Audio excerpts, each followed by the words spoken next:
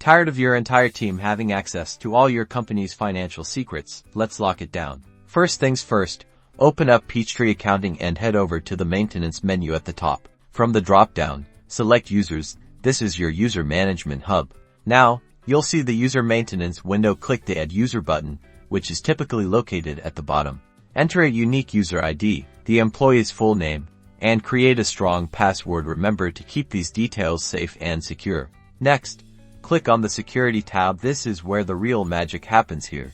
You'll assign access rights. Carefully review each module and check the boxes next to the features you want this user to access and check anything you want to restrict. Consider their role and responsibilities. Pay close attention to specific permission levels. Some features might offer options like view only or full access. Choose wisely. After configuring the security settings, move on to the Departments tab. Here, you can associate the user with specific departments within your company.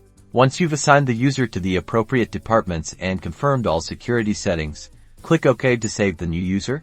And there you have it. The new user is now listed in the user maintenance window, ready to log in with their credentials. That's all there is to it. You've successfully secured your Peachtree accounting data.